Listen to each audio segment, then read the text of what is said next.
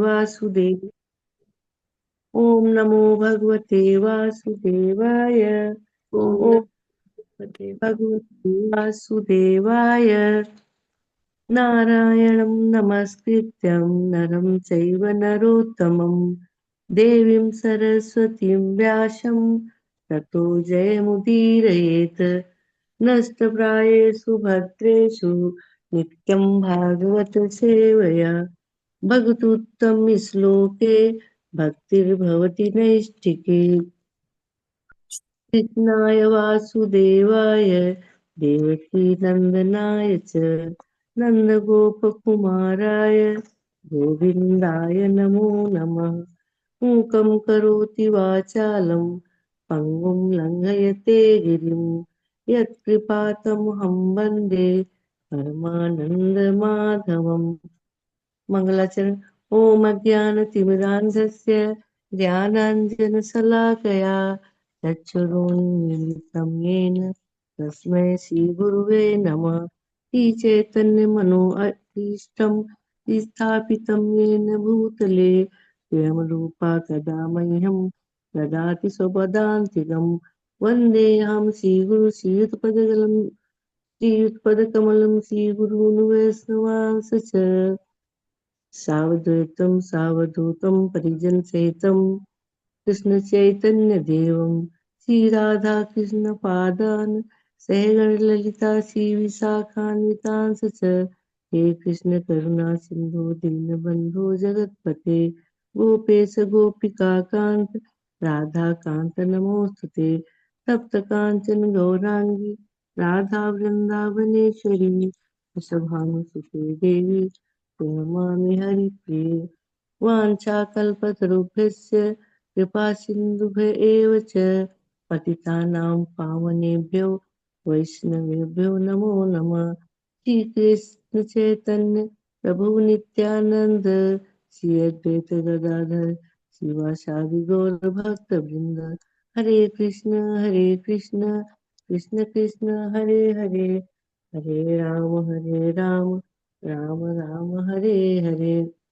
नमामि विष्णुपादाय कृष्णपृष्ठाय भूतले श्रीमद्भक्तिवेदान्त स्वामी इति नामिने।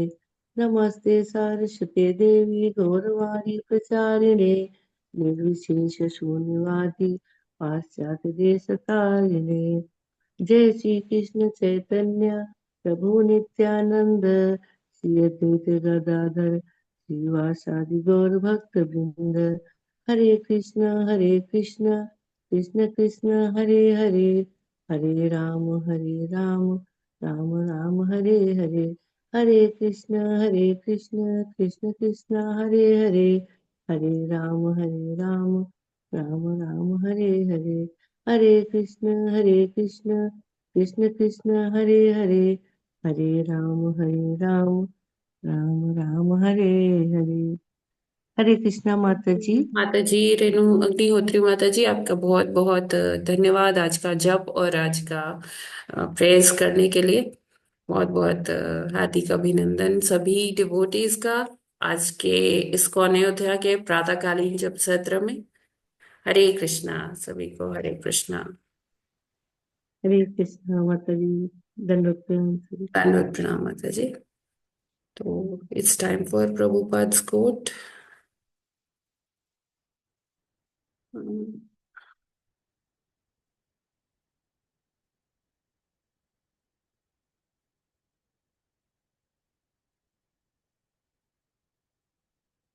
आज है 6 फरवरी।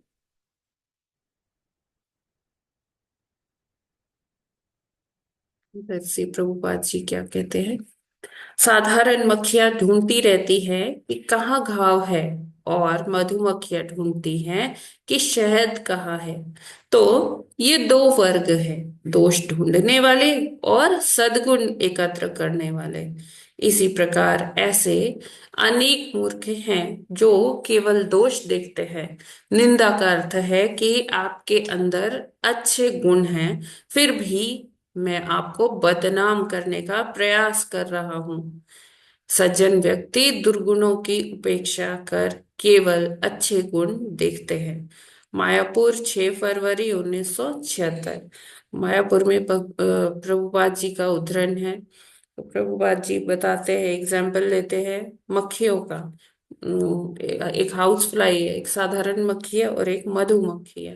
साधारण मक्खी हम देखते हैं कि हर जगह जहां भी कहीं गंदगी होती है या कोई खुला घाव होता है वहीं पर जाकर बैठती है हमेशा। जो गंदी जगह होती है वही देखती है। और जो मधुमक्खी है वो हर जगह नहीं बैठती, वो केवल जहां से नेक्टर मिलता है, जहां से मधु शहद मिलता है, वहां पर ही बैठती है। तो ये फर्क है दोनों श्रेणियों की मक्खियों में। तो इसी तरह से ऐसे ही मनुष्यों में भी ऐसे ही कैटेगरी है। जो सज्जन पुरुष होते हैं वो दूसरों के दोषों को इग्नोर करके आगे बढ़ते हैं, है ना। इंक्लूसिव होके सबको लेकर चलते हैं, है ना। क्योंकि देखिए, हमें भी किसी ने टॉलरेट किया है ना।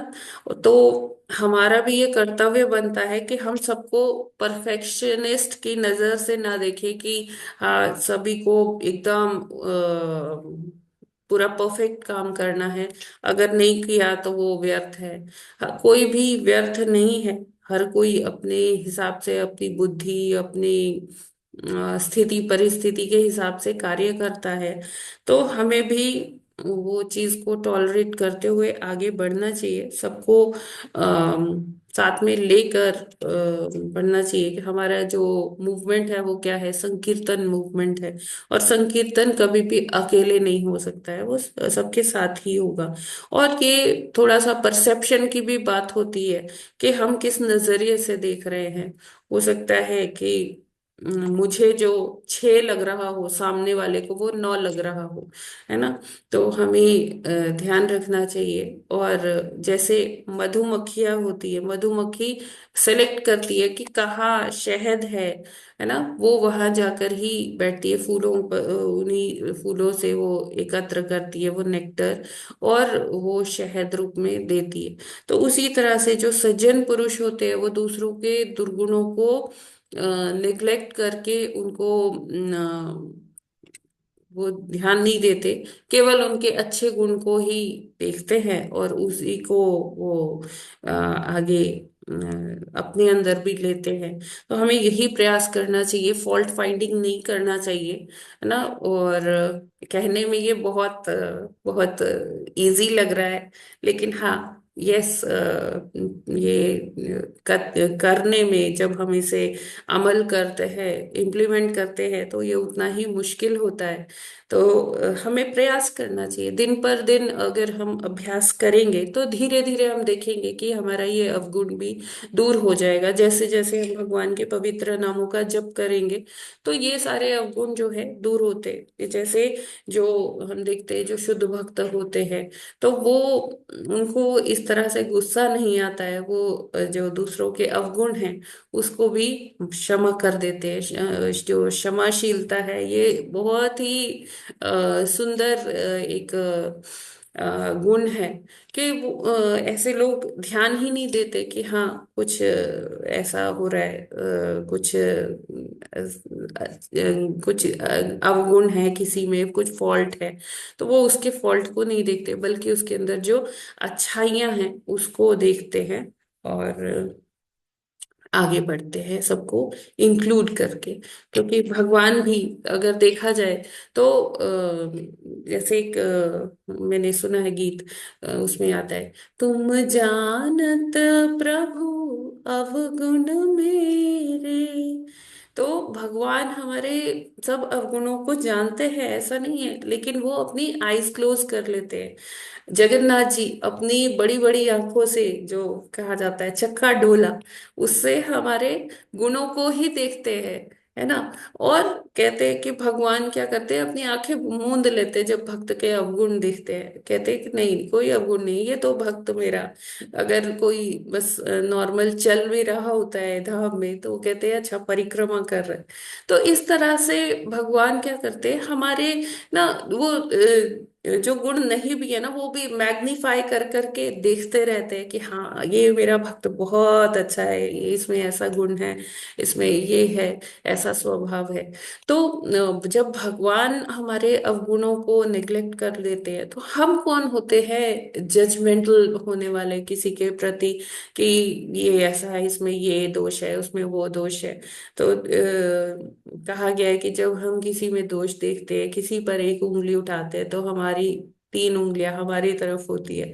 तो हमें प्रयास करना चाहिए कि हम फॉल्ट फाइंडिंग ना करें, और हम दूसरों के गुणों को ही देखें। हाँ, इसमें एक बात आती है कि अगर गुरु ऐसा करने लग जाए, तो फिर शिष्य को वो चरित्र नहीं बना सकते। तो ये चीज एप्लीकेबल गुरु पे नहीं होती है। उनको तो दोष देखना ही पड़ेगा और उनको शिष्यों को बताना ही पड़ेगा। लेकिन ये नॉर्मल जैसे हमारे रोज का जो आदान प्रदान होता है आपस में, तो ये उनके लिए है। और प्रभुपाद जी बहुत ही सुंदर, एक एक जो प्रभुपाद जी का डेली कोट होता है, वो हमारे लिए इतना एक टॉनिक की तरह होता है अर्ली इन द मॉर्निंग, कि अगर हम उसको इम्प्लीमेंट करें अपने लाइफ में, तो ऐसे ही हमारे अवगुण धीरे धीरे चले जाएंगे। हरे कृष्णा। जगत गुरु श्रील प्रभुपाद की जय। I hope it is clear to everyone. Hare Krishna. आप लोग हैंड रेज कर सकते हैं। हरे कृष्णा। मेरी आवाज आ रही है? ओके। यस। अंजलि माता जी अनम्यूट कीजिए, आप कुछ कहना चाहते हैं? नहीं माता जी, क्लियर है, समझ ओके। गए माता जी। Okay, thank you so much माता जी। कंचन माता जी। यस, कंचन माता जी, प्लीज अनम्यूट कीजिए। हरे कृष्णा। अनम्यूट कीजिए कंचन माता जी, आपने हैंड रेज किया है।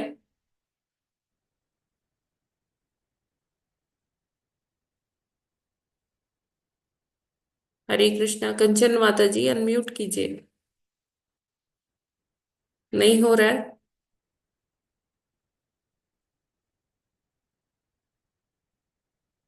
अनम्यूट कीजिए कंचन माता जी।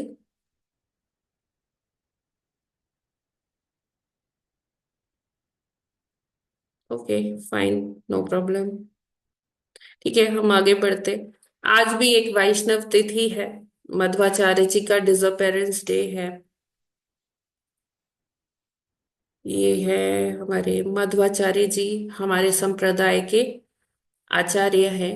और इन्हीं की वजह से इन्होंने ही सबसे पहले ड्युअलिटी का प्रिंसिपल लाए थे, यानी कि द्वैत सिद्धांत, है ना। तो मध्वाचार्य जी को कहा जाता है कि ये अ, वायु के इनकारनेशन है, वायु के अवतार है, या कह लीजिए कि हनुमान जी के अवतार है। भीम जो है, भीमसेन, जो पांडवों में जो दूसरे नंबर में भाई थे, तो वो भीमसेन या हनुमान जी के अवतार है। क्योंकि वायु पुत्र कहे गए हैं, पवन पुत्र कहे गए हैं हनुमान जी, और भीमसेन भी जो थे वो पवन के ही पुत्र हैं।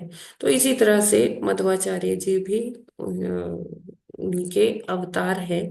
और इनके बारे में अगर हम थोड़ा सा चर्चा करें, तो ये क्योंकि वायुपुत्र है, तो जैसे हनुमान जी का हम देखते हैं कि बहुत स्ट्रांग है हनुमान जी, भीमसेन जी बहुत स्ट्रांग हैं, तो उसी तरह से जो मध्वाचार्य जी हैं, वो भी बहुत ही स्ट्रांग है, बहुत बलशाली है।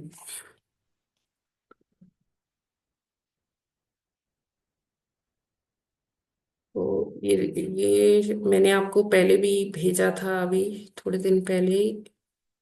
ये क्या है कि चारों संप्रदाय के अलग अलग आचार्य हैं। जैसे लीडर तो है, जैसे हमारे संप्रदाय के लीडर है ब्रह्मा जी, है ना। और फिर जो आचार्य है वो है मध्वाचार्य जी। ठीक है। तो बाकी और तीन संप्रदाय भी है, श्री संप्रदाय, शिव रुद्र संप्रदाय या शिव जी उसकी रुद्र संप्रदाय के लीडर है। और जो चार कुमार जो ये संप्रदाय है चतुष कुमार का। तो ये इनके सारे ये मध्वाचार्य जी हमारे ब्रह्म संप्रदाय के आचार्य हैं। रामानुजाचार्य जी लक्ष्मी जो श्री संप्रदाय है उनके आचार्य हैं। और विष्णु स्वामी जी कौन है, आचार्य हैं जो शिव जो रुद्र संप्रदाय है। और निम्बार्काचार्य जी आचार्य हैं जो कुमार संप्रदाय है। आगे बढ़ते हैं। ये आपने पढ़ा हुआ है डिसिप्लिक सक्सेशन जो गुरु परंपरा है भगवत गीता के, जो जहाँ प्रथम अध्याय शुरू होता है तो उसके लेफ्ट पेज पर ये आपने डिसिप्लिक सक्सेशन या गुरु परंपरा देखा हुआ है। अभी ये बताया जाता है कि जो मध्वाचार्य जी है ना, वो जो गोलोक वृंदावन में माधवी गोपी हैं उनके अवतार हैं। और ये भी कहा जाता है कि ये वायु जो वैकुंठ में जो वायु है, जो स्वयं भगवान जिस वायु को सांस लेते हैं जिस वायु से, तो वो वायु के अवतार हैं ये मध्वाचार्य जी। मतलब इनका वैकुंठ में ये वो वायु है जो भगवान इनहेल करते हैं। और अगर गोलोक वृंदावन में इनका स्वरूप देखा जाए तो ये माधवी गोपी है। और ये हनुमान जी और भीमसेन क्योंकि वो भी वायुपुत्र हैं तो वो उनसे रिलेटेड है। इनके पिताजी नारायण भट्ट है और वेदवती माता जी के ये सुपुत्र है। और इनका पहले नाम, दीक्षा से पहले इनका नाम था वसुदेव जी। और दशहरा वाले दिन उडुपी में इनका जन्म हुआ था, कर्नाटक में। अगर हम देखें संधि विच्छेद करते हैं तो मध्वाचार्य, मध्व, मध्व का अर्थ अगर विच्छेद करके देखा जाए मधु, और मधु और व को मिलाकर मध्व बनता है। तो ये क्या है कि जो मधु के समान दिव्य ज्ञान धारण करते हैं अपने अंदर, वो मध्व है। ये एक्चुअली माधवाचार्य नहीं है, ये है मध्वाचार्य। तो अगर इनका फिजिकल अपीयरेंस देखा जाए, जैसे ये हाँ भौतिक जगत में हमारे उद्धार के लिए आए थे, तो ये 8 फीट बड़े थे और काफी गठीले शरीर के थे। और इनकी जो आंखें थी वो भी बहुत सुंदर। और इन्होंने क्या किया कि इतना इनके गुरु थे, लेकिन वो गुरु से तो इन्होंने अच्युत प्रेक्ष महाराज जी से इन्होंने दीक्षा ली थी। बहुत छोटी उम्र में इन्होंने वेद वेदांत सब कंठस्थ कर लिए थे, बहुत कम आयु में। और वैसे ये अपना जो आदर्श किनको मानते थे, श्रील व्यास देव जी को मानते थे। और बोलते थे कि जो भगवत गीता है, भागवतम है, जो ये वेद है, इनमें जब तक किसी को श्रद्धा नहीं होती, ट्रस्ट नहीं होता, विश्वास नहीं होता, तब तक वो पढ़ने का कोई फायदा नहीं है। सिर्फ ज्ञान अर्जन करने के लिए अगर पढ़ रहे हैं तो उसमें से कुछ भी मिलने वाला नहीं है ना। कि कोई सोचे कि हाँ हम भागवतम पढ़ के ना बड़े ज्ञानी ध्यानी बन जाएंगे और हमारा बड़ा नाम हो जाएगा, तो वो उसको ये सारे लिटरेचर जो है उसको कोई लाभ नहीं होगा उसे। हाँ, लेकिन अगर वो भगवान के बारे में जानने के लिए, भगवान के शरणागति करने के मंतव्य से ये पढ़ता है तो उसे बहुत ही लाभ होगा, उसका हृदय परिवर्तन होगा। तो एक बार क्या था कि क्योंकि इन्होंने द्वैत का सिद्धांत लाया था, द्वैत का सिद्धांत बताया था दुनिया को, तो जो मायावादी थे ना, वो इनके पीछे पड़ गए। इनको मर्डर करने के चक्कर में थे वो, कि इनको हटा देते, वरना ये अम, हमारा सब जो चल रहा है ना, प्रचार, हमारा व्यवसाय जो तरह से, वो सब ये बंद करवा देंगे। तो क्या हुआ कि एक बार ना मध्वाचार्य जी बैठे थे और वो भगवान का नाम ले रहे थे। तो क्या किया, जो वो दो ग्रुप्स में आए मायावादी, और एक बड़ा सा मोटा सा रस्सा जैसे होता है ना, जो टग ऑफ वॉर के लिए जो वो एक स्पोर्ट नहीं होता, क्या कहते हैं उसे, रस्सी खिंचाई है, जो खेलते हैं टग ऑफ वॉर। तो उस वैसा वाला मोटा रस्सी सी लेके आए मध्वाचार्य जी के गले में। उन्होंने ऐसे गोल करके बांध दिया। एक साइड से आधे मायावादी लोग खींच रहे थे, दूसरे साइड से दूसरे ग्रुप खींच रहा था। और मध्वाचार्य जी इतने बलशाली थे कि वो एक मतलब सेंटीमीटर भी नहीं हिले। उनको कोई फर्क नहीं पड़ा, वो नाम लेते रहे भगवान का। और वो अपना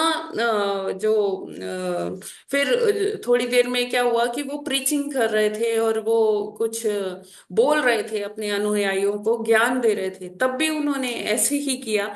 लेकिन उन्होंने अपना जो प्रीचिंग था वो बंद नहीं किया, वो प्रवचन उन्होंने बिल्कुल भी रोका नहीं। और उन्होंने कहा कि अगर तुम मुझे रोक सकते हो तो बताओ, रोको, तुम्हें जो करना है वो करो। तो इस तरह से वो कभी भी किसी के आगे झुके नहीं, क्योंकि वो बहुत ही वायु के पुत्र है ना, भगवान के डायरेक्ट कनेक्शन में है, माधवी गोपी हैं। तो वो जो है बिल्कुल भी विचलित नहीं हुए और अपना प्रवचन जारी रखे, भगवान का नाम जो लेते थे वो जारी रखे। और अ, ये भी आता है, जो बताते हैं कि वो बहुत ही अद्वितीय थे, बहुत बुद्धिमान थे। जैसे हनुमान जी को कहा जाता है ना, अष्ट सिद्धि नव निधि के दाता, है ना, बुद्धि में बहुत अग्रणीय थे हनुमान जी। तो उसी तरह से ये मध्वाचार्य जी भी हैं, जिन्होंने जो वेद है वो बहुत छोटी उम्र में ही पढ़ लिया थे। और इनके गुरु महाराज जी थे श्री अच्युत प्रेक्ष जी। लेकिन जब 12 वर्ष की आयु में फिर बाद में इन्होंने संन्यास धारण कर लिया आगे। और इन्होंने अद्वैत जो सिद्धांत है उसका खंडन करते हुए अपनी द्वैत जो फिलॉसफी है उसका उसको फैलाया, उसको बताया दुनिया को। और अपने अनुयायियों के माध्यम से उन्होंने हमारे संप्रदाय में द्वैत फिलॉसफी की स्थापना की। और श्रीरंगम जो है वहां पर उन्होंने एक शास्त्रार्थ किया और अद्वैतवादियों को, अद्वैत जो मानते हैं सिद्धांत, उनको परास्त किया। फिर वो अपने जीवन की आगे की यात्रा में फिर बद्रिकाश्रम गए, जहां उन्होंने शुल व्यास, वेद व्यास जी से फिर से मिले और दीक्षा ली उन्होंने। और वहां उन्हें भगवान श्री नारायण के दर्शन भी हुए, जो नर नारायण जो पहाड़ियां है ना वहाँ, आश्रम है नर नारायण जी का। तो वहां पर उनको साक्षात भगवान नारायण के दर्शन हुए। और फिर जो उनको वेद व्यास जी से प्रेरणा हुई, तो फिर वो यहाँ बाकी जगह, बाकी तीर्थों में आए, नैमिषारण्य में आए, कुरुक्षेत्र, प्रयागराज, काशी, गया। और वहां पर आके उन्होंने लोगों को ये प्रिंसिपल ऑफ ड्युअलिटी बताया, यानी कि द्वैतवाद का सिद्धांत बताया। तो इस प्रकार हम देखें तो मध्वाचार्य जी ने बहुत मतलब ये जो द्वैतवाद है, ये द्वैतवाद है क्या? द्वैतवाद है कि जीव जीव तत्व अलग है और जो भगवत तत्व है वो अलग है। हम जैसे भगवत गीता में हम पढ़ते हैं, तो प्रभुपाद जी ने अपने टीकाओं में लिखा है कि हम कौन है, हम व्यष्टि आत्माएं हैं, और भगवान क्या है, वो समष्टि आत्मा है, वो संपूर्ण है। और उनके हम अंश हैं। लेकिन हम कैसे अंश हैं? हम भिन्नांश हैं। तो ऐसा कभी नहीं होगा कि ये जो भिन्नांश हैं सारे भगवान में, भगवान के शरीर में ही मृत्यु उपरांत जाकर चिपक जाएंगे। ऐसा कभी नहीं होगा। हर व्यष्टि आत्मा का जो है अस्तित्व अपना बना रहता है, और वो जाके गोलोक में या आध्यात्मिक जगत में वो अपना स्वरूप पाते हैं, और वहां उस प्रकार से भगवान की सेवा में रत रहते हैं। तो ये था प्रिंसिपल ऑफ ड्युअलिटी। उन्होंने बता यही इसी पर बल दिया कि जीव तत्व जो है वो अलग है, और जो भगवान जी का तत्व है वो अलग है। तो आई होप ये सबको क्लियर है। उन्होंने बिंब प्रतिबिंब का वो दिया कि भगवान जो बिंब है, हम उनके प्रतिबिंब है। जैसे आध्यात्मिक जगत है, उसका प्रतिबिंब है ये भौतिक जगत। तो ये सारा जो है उन्होंने बताया कि सभी भगवान के दास हैं, और वो जीव तत्व कभी भी भगवान बन नहीं सकता, चाहे वो कितनी भी भक्ति में आगे बढ़ जाए, चाहे जितनी तपस्या कर ले। जीव तत्व ही रहेगा, और भगवत तत्व भगवत तत्व है। हरे कृष्णा। तो आप लोग हैंड रेज कर सकते हैं अगर किसी का कोई। आई होप मैं ये क्लियर कर पाई हूँ। Hare Krishna. You can raise your hands. Hari बोल।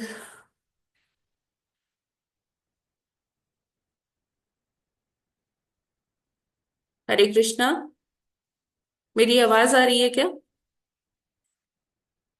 ओके, ठीक है। तो कोई इसमें प्रश्न नहीं है ना, कोई क्वेश्चन नहीं है? ठीक है, थैंक यू माता जी। ओके, तो अभी हम आगे बढ़ते हैं भागवतम की ओर। हम्म,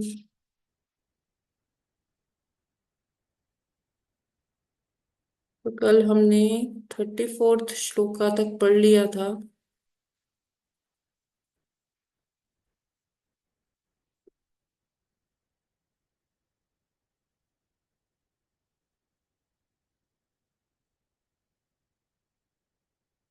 ओके, तो आज हमें 35th श्लोका तक, 35th से आगे कंटिन्यू करना है। Who wants to read? Shruti Pandey, आप पढ़ोगे क्या? आपने हैंड रेज किया था कल।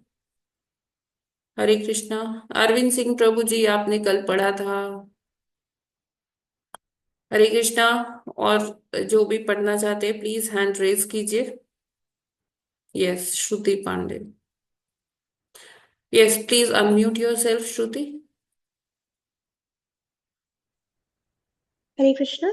हरे कृष्णा। अथ सम्प्रस्थिते शुक्ले कर्दमो भगवान् ऋषिः आस्ते स्म बिन्दुसरसिं तं कालं प्रतिपालयन्। हरे कृष्ण। अभी श्रुति ये आगे पढ़ते जाइए, जो आगे फिर 38 और 39 है वो सब लोग पढ़ेंगे। जी जी माता जी। शब्दार्थ। अथ तब, संप्रस्थिते शुक्ले भगवान के चले जाने पर, कर्दम मुनि ने, भगवान परम शक्तिमान, ऋषि आस्ते स्म रहते रहे, बिंदु स्वरसी बिंदु सरोवर के तट पर, तम उस, कालम समय, प्रतिपालयन प्रतीक्षा करते हुए। तब भगवान के चले जाने पर पूज्य साधु करदम भगवान द्वारा बताए उस समय की प्रतीक्षा करते हुए बिंदु सरोवर के तट पर ही ठहरे रहे।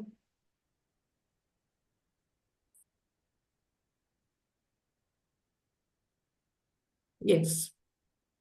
मनुष्यंदन। माताजी मैं कंटिन्यू करूं? हाँ हाँ, यस। मनुष्यन्दं नमास्थाय शातकौम्भापरिच्छदम् आरोप्य स्वां दुहितरं सभार्य पर्यटन्महि। शब्दार्थ। मनु, स्वयंभुव मनु, स्यंदनम रथ, आस्थाय चढ़कर, शातकौम्भ स्वर्ण रचित, परिच्छदम बाहरी खोल, आरोप्य बिठाकर, स्वाम अपनी, दुहितरम पुत्री, सभार्य अपनी पत्नी के साथ साथ, पर्यटन सर्वत्र घूमते हुए, महीन पृथ्वी मंडल में। स्वयंभुव मनु अपनी पत्नी सहित स्वर्णाभूषणों से सुसज्जित अपने रथ पर आरूढ़ हुए, अपनी पुत्री को भी उस पर चढ़ाकर वे समस्त भूमंडल का भ्रमण करने लगे। तात्पर्य। विश्व के सम्राट मनु चाहते तो अपनी पुत्री के लिए उपयुक्त पति की खोज के लिए कोई दूत नियुक्त कर सकते थे, किंतु वे अपनी कन्या को जैसे एक पिता को चाहिए प्यार करते थे, अतः उसके लिए वर की तलाश करने केवल अपनी पत्नी सहित स्वर्णिम रथ पर आरूढ़ होकर अपने राज्य से रवाना हुए। यस। तस्मिन् सुधन्वन्नहिनी भगवान्यत समादिशत् उपायादाश्रमपदं मुने शान्तव्रतस्य तत् शब्दात् तस्मिन् उस पर सुधन्वन, हे परम धनुर्धर विदुर, अहनि दिन में भगवान श्री भगवान यत जो समादिशत भविष्यवाणी की उपायात पहुंच गया आश्रम पदम पवित्र कुटी में मुनि की शांत पूर्ण व्रतस्य जिसकी तपस्या का व्रत तत् वह, हे विदुर, वे मुनि की कुटी में पहुंचे जिसने अपनी तपस्या का व्रत भगवान द्वारा पहले से बताए गए दिन ही समाप्त किया था। जय श्रील प्रभुपाद की जय। आगे हाँ ये पढ़ दीजिए, फिर और सब भी पढ़ेंगे।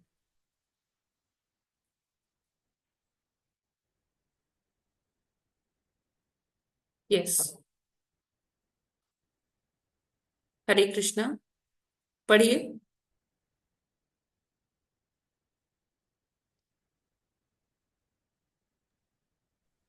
यस्मिन् भगवतो नेत्रान्नयपतन्नश्रुबिन्दवः कृपया समुपरि प्रपन्नेऽर्पितया भृशं तद्वै बिन्दुसरो नाम सरस्वत्या परिप्लुतं पुण्यं शिवामृतजलं महर्षिगणसेवितं। Thank you.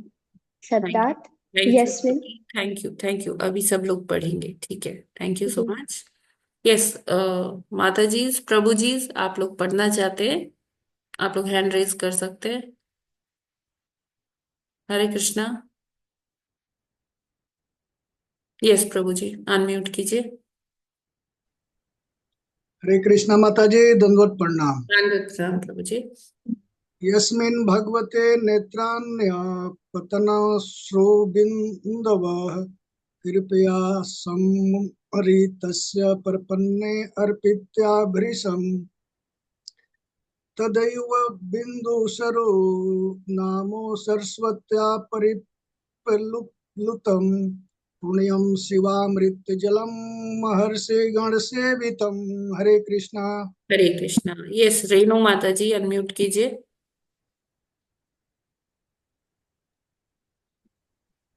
यस्मिन् वतो नेत्राण्य पतन्न सुबिन्दवः कृपया सम्परीतस्य प्रपन्ने अर्पितया वृषं तद्वैबिन्दु सरो नाम सरस्वत्या परिप्लुतं यं शिवामृतजलं महर्षिगणसेवितं। हरे कृष्णा। सुप्रिया माता जी, म्यूट कीजिए। हरे कृष्ण माता जी, सादर प्रणाम। यस्मिन् भगवतो नेत्रान्यपतन्न श्रुबिन्दवः कृपया सम्परीतस्य प्रपन्ने अर्पितया भृशं तद्वै बिन्दुसरो नाम सरस्वत्या परिप्लुतं पुण्यं शिवामृतजलं महर्षिगणसेवितं। हरे कृष्ण। हरे कृष्णा। यस प्रीति, अनम्यूट कीजिए।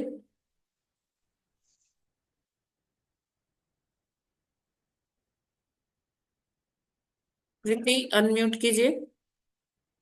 हरे कृष्ण माता जी। यस्मिन् भगवतो नेत्रान् पतन्श्रुतिबिन्दवः कृपया सम्परीतस्य प्रपन्ने अर्पितया वृषं तद्वै बिन्दुशरो नाम सरस्वत्या परिप्लुतं पुण्यं शिवामृतजलं महर्षिगणसेवितं। हरे कृष्ण। हरे कृष्णा। यस रेणु माता जी, अनम्यूट कीजिए।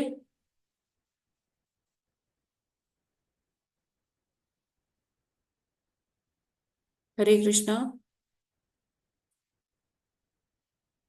कविता पांडे माता जी, अनम्यूट कीजिए। हरे कृष्ण। यस्मिन् भगवते नेत्राण्य तपत् तत्र सुबिन्दवः कृपया सम्परीतस्य प्रपन्नेऽर्पितया भृशं तद्वै बिन्दुसरो नाम सरस्वत्या परिपलुतं पुण्यं शिवामृतजलं महर्षिगणसेवितम्। हरे कृष्ण माता जी, दंडवत प्रणाम। सभी भक्तों को दंडवत प्रणाम। हरे कृष्णा माता जी। रुशाली माता जी अनम्यूट कीजिए। हरे कृष्ण। यस्मिन् भगवतो नेत्राण्यपनशो बिन्दवः कृपया सम्परीतस्य प्रपन्नेऽर्पितया भृशं तद्वै बिन्दुसरो नाम सरस्वत्या परिलुप्तं पुण्यं श्रीवामृतजलं महर्षिगणसेवितं। हरे कृष्णा, सभी को प्रणाम। हरे कृष्णा। इस कौन पढ़ना चाहते हैं? हरे कृष्णा।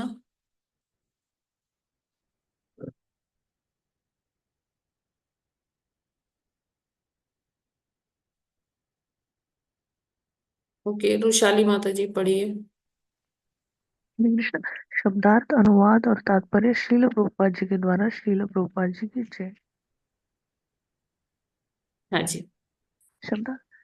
यस्मिन् जिसमें भगवतः भगवान के नेत्राम नेत्र से नपंतम गिरे हुए अश्रु बिंदवः आंसू की बूंद कृपया दया से संपरीतस्य अभिभूत होने वाला प्रपन्ने शरणागत करदम अर्पितया चढ़ाया गया भ्रूशम अत्यधिक ततः वह वे निसंदेह बिंदु सर अश्रुओं का सरोवर नाम नामक सरस्वत्या सरस्वती नदी से परिलुप्तम उमड़कर बहता हुआ पुण्यम पवित्र शिव मंगलदायक अमृत अमृत जलम जल महर्षि परम साधु के गण समूह द्वारा सेवितम सेवित। अनुवाद। सरस्वती नदी के बाह्य जल से बहने वाली पवित्र बिंदु सरोवर का सेवन ऋषियों का समूह करता था। इसका पवित्र जल न केवल कल्याणकारी था वरन अमृत के समान मीठा भी था। यह बिंदु सरोवर कहलाता था क्योंकि यहीं पर जब भगवान शरणागत ऋषि पर दयाद्र हो उठे थे उनके नेत्रों से आंसुओं की बूंदें गिरी थी। आगे बढ़े माता जी। हाँ, यस। तात्पर्य। करदम मुनि ने भगवान की अहेतु की कृपा प्राप्त करने के उद्देश्य से तपस्या की थी और जब भगवान वहां पहुंचे तो वे इतने दयाद्र हो उठे कि प्रसन्नतावश उनके नेत्र से आंसू टपक पड़े जिससे बिंदु सरोवर बन गया। अतः बिंदु सरोवर को बड़े बड़े साधु तथा विद्वान पूछते हैं क्योंकि परम सत्य के दर्शन शास्त्र के अनुसार भगवान और उनके नेत्रों के आंसू अभिन्न है। जिस प्रकार भगवान के पांव के अंगूठे का पसीना पवित्र गंगा नदी बन गया था उसी प्रकार भगवान के दिव्य नेत्रों से गिरे आंसू बिंदु सरोवर बन गया। ये दोनों ही दिव्य है जिनका महान साधु तथा विद्वान पूजा करते हैं। यहाँ पर बिंदु सरोवर के जल शिवामृत जल कहा गया है। शिव का अर्थ होता है चंगा करने वाला। जो कोई बिंदु सरोवर के जल को पीता है उसके सारे रोग दूर हो जाते हैं। इसी प्रकार जो कोई भी गंगा जल में स्नान करता है उसके सारे भवरोग जाते रहते हैं। ऐसे दावों को बड़े बड़े विद्वान तथा प्रामाणिक ऋषियों ने स्वीकार किया है और आज इस कलयुग में भी लोग ऐसे करते हैं। Hare Krishna. Hare Krishna. Thank you so much Rushali माता जी एंड श्रुति माता जी। तो यहाँ हाँ 35 से हमने शुरू किया था। तो ये जो 35 नंबर श्लोक है इसमें क्या हुआ कि जब भगवान वहां से चले जाते हैं अपना दर्शन देके, कर्दम मुनि को सारा उपदेश देकर भगवान चले जाते हैं अपने धाम को लौट जाते हैं। तो जो कर्दम मुनि है भगवान द्वारा बताए गए उस समय की प्रतीक्षा करते हुए बिंदु सरोवर के तट पर ही ठहरे रहे। क्या भगवान ने क्या बताया था कि जो सम्राट मनु हैं उनकी कन्या को मैंने आपके लिए चुना है और वो आपको खोजते हुए यहाँ आएंगे। तो करदम मुनि ने क्या किया, बिंदु सरोवर के तट पर ही वो वहाँ रहने लग गए। वो अपना जो भी हवन पूजन उधर ही किया करते थे।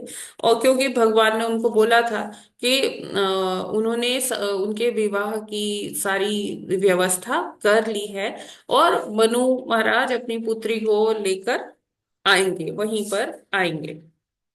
और इधर क्या होता है कि मनु महाराज को अभी अपनी पुत्री का विवाह करना था, देवहूति माता जी का विवाह करना था।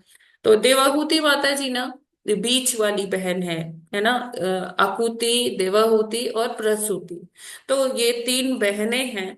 और जो बीच वाली बहन है वो देवहूति माता जी है। तो अभी उनका विवाह का टर्न था। तो स्वयंभू मनु ने क्या किया, अपनी पत्नी को रथ पर बिठाया, अपनी कन्या देवहूति माता जी को रथ पर बिठाया, और भूमंडल के भ्रमण पर निकल पड़े। भूमंडल मतलब वो अभी उनकी कन्या, आगे वर्णन आएगा कि देवहूति माता जी कितनी सुशील कन्या थी और कितनी सुंदर भी थी। तो वो जैसे हर पिता अपनी कन्या के लिए एक उपयुक्त वर ढूंढता है कि उसकी कन्या के जैसा हो, उसे समझने वाला हो, हर तरह से कंपैटिबल हो। तो वैसे ही मनु महाराज अपना पिता का दायित्व निभाते हैं। और वो चाहते, वो तो प्रजापति है समस्त पृथ्वी पर, है ना।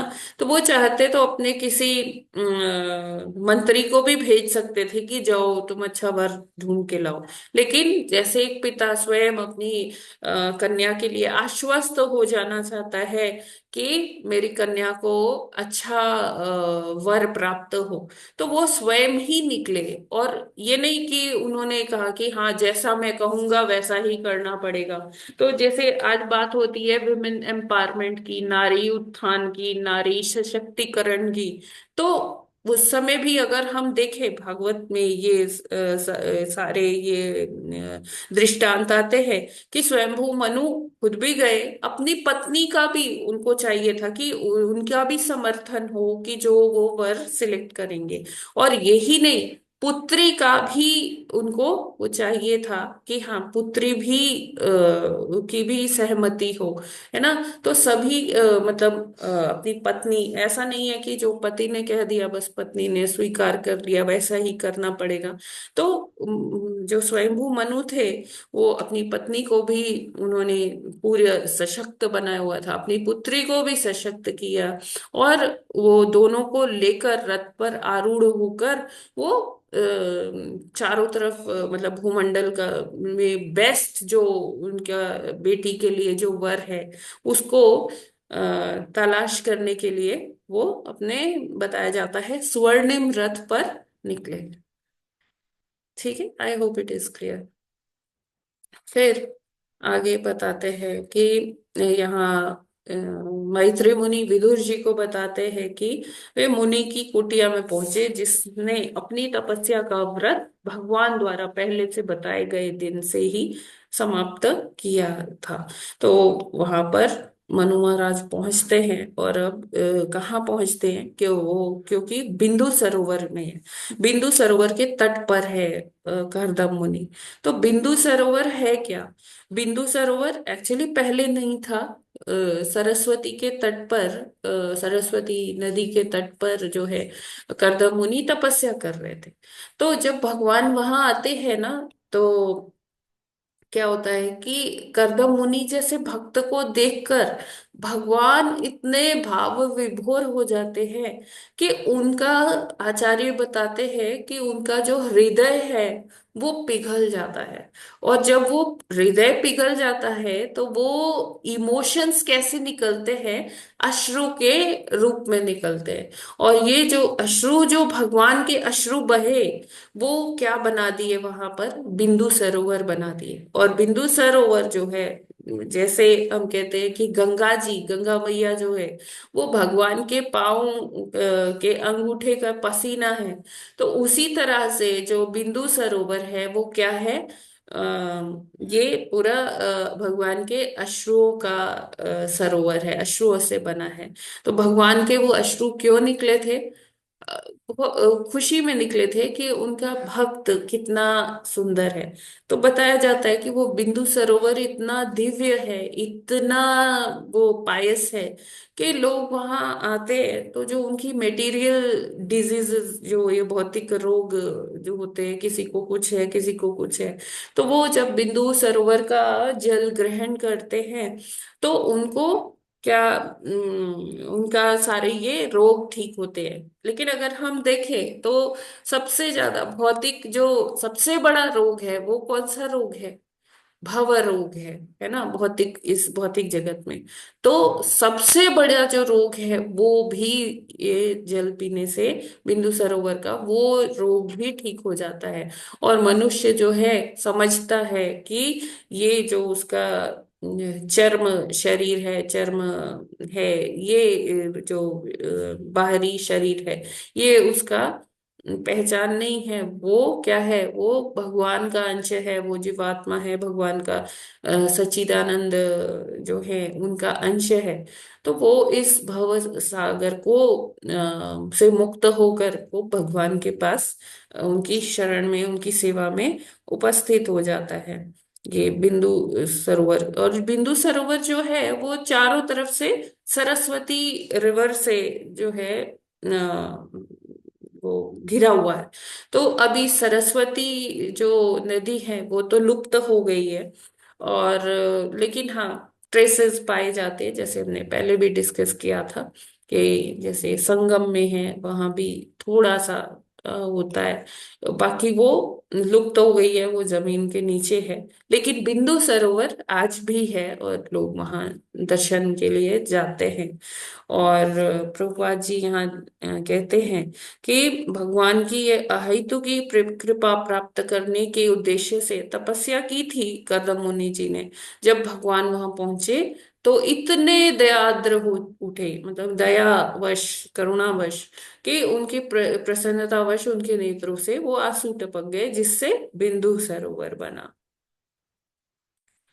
ठीक है, ये और इसको, हाँ, ये भी कहते हैं यहाँ पर बिंदु सरोवर के जल को अ, शिवामृत भी कहा गया है।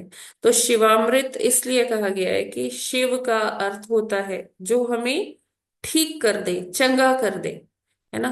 तो ये चंगा करने वाला है जल, सबको ठीक कर देता है ना। जैसे हम गंगा जल में स्नान करते हैं तो हम कहते हैं कि हम उद्धार हो गया, हमारे पाप धुल गए, है ना। उसी तरह से जब बिंदु सरोवर का जल पीते हैं तो क्या होता है? वो भी हमारा उद्धार करने वाला होता है, भव रोग से हमें जो है तार देता है।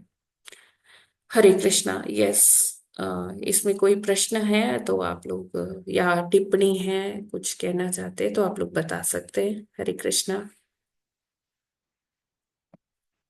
यस, इंदु शर्मा माता जी, आपका प्रश्न है, अनम्यूट कीजिए। माता जी को पढ़ने के लिए किया था। और माता जी जो अच्छा, बिंदु सरोवर है कहाँ पे है? ये गुजरात में है माता जी। अच्छा, जी, यदि ढूंढो तो बिंदु सरोवर तो बस फिर मतलब मिल जाता है। ये अहमदाबाद से थोड़ी दूरी पर है, अच्छा अच्छा अच्छा। 1 घंटे की दूरी पर में से है। मतलब राइट डायरेक्शंस मैं नहीं बता पाऊंगी, लेकिन हाँ। हाँ नहीं नहीं, वो तो फिर पता लग गया ना, गुजरात में, वो तो फिर हाँ जी, पता हाँ चल जी, ही जाता है। हाँ। हाँ जी, ठीक है। हरे कृष्णा माता। हरे कृष्णा माता जी। कविता पांडे माता जी, प्लीज अनम्यूट कीजिए। हरे कृष्ण माता जी। यस ये माता। कहीं पर तो ये याद आ रही है मुझे कि ये पढ़ा था कि जब वामन भगवान ने 7 पेड़ को पार किया था, तो वो जो वहां पर छेद हो गया था, तो उससे विरजा नदी का कुछ जो बूंदें आई थी, वो कारण सागर, गंगा नदी। कारण सागर में से, है ना। अब देखिए, जो कारण सागर बताया जाता है, वो कारण सागर क्या है? वो भगवान के अंगूठे का पसीना है। ठीक है ना। या वामन देव जी के अंगूठा जो जब वो 3 पग वो नाप रहे थे, तो उसमें छेद हो गया और वो कारण सागर का जल जो है नीचे आ गया, वो ही गंगा नदी बना। तो ये क्या है, स्वेद है भगवान का। जैसे गर्भोदक सागर क्या है, जब भगवान ब्रह्मांड में एंटर करते हैं तो उनके पसीने से जो है आधा ब्रह्मांड भर जाता है, उसको कहते हैं गर्भोदक सागर। उसमें गर्भोदकशाही विष्णु शयन करते हैं। तो इसी तरह से कारण सागर भी भगवान के पसीने से बना है। ठीक है, उसी में से गंगा मैया आई है। और ठीक एक है माता चीज जी। जी, एक क्या था, हाँ जी बताइए। कुछ और था, मैं भूल गई हूँ। हाँ, ये क्या था, कोई अभी बात नहीं, अभी सोच अभी लीजिए। याद आएगी, याद हाँ आएगी फिर पूछ बिल्कुल। लूंगी। Yes, anybody else? Hare Krishna.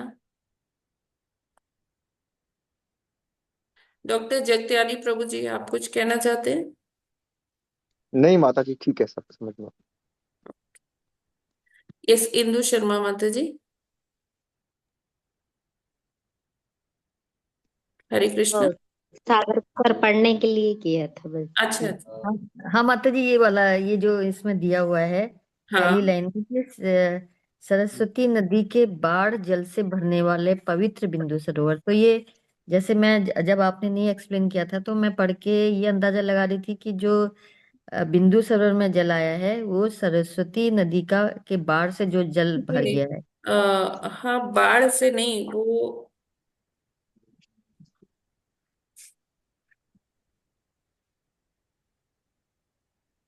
बाढ़ सरस्वती नदी का नहीं है, भगवान का जो वो है ना, अश्रु है, उससे आया है।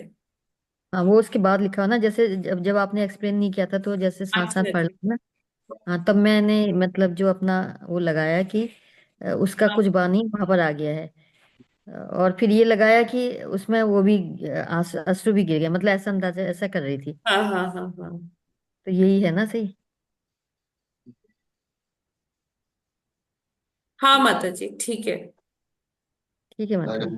सरस्वती नदी के बाढ़ जल से भरने वाला पवित्र बिंदु सरोवर का सेवन ऋषियों का समूह करता था। देखो, पहले क्या था कि वहां बिंदु सरोवर था नहीं, है ना।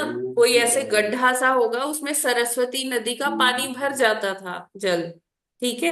लेकिन फिर जब भगवान जी आए तो उसमें क्या हो गया, भगवान जी के अश्रु जल भर गया।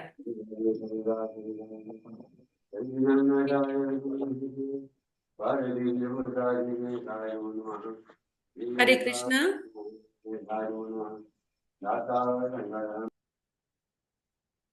राइट। ये नारायणी देव माधवी माता जी, हरे कृष्णा। हरे कृष्ण माता जी, धन्यवाद प्रणाम। हाँ जी माता जी, हरे कृष्ण। माता जी, जो मतलब जब वो कर्दमनी की भक्ति देखकर भगवान के आंसू गिरे थे।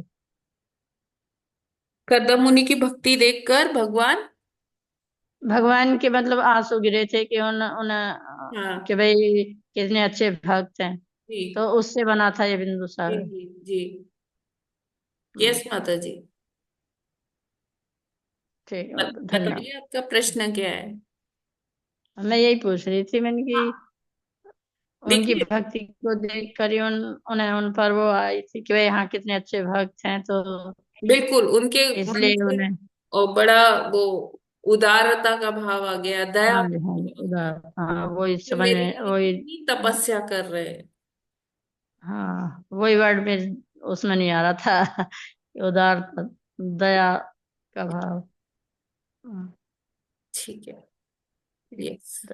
और कोई प्रश्न किसी का, या कोई टिप्पणी, कुछ कहना चाहते हैं? हरे कृष्णा।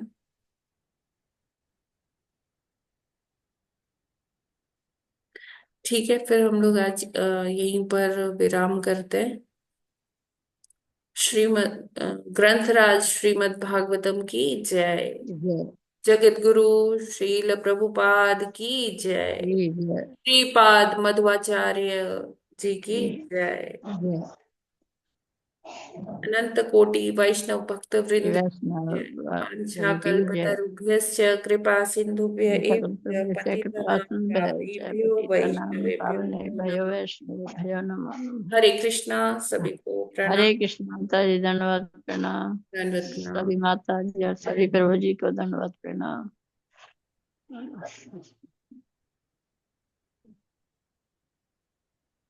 हरे कृष्ण हरे कृष्ण।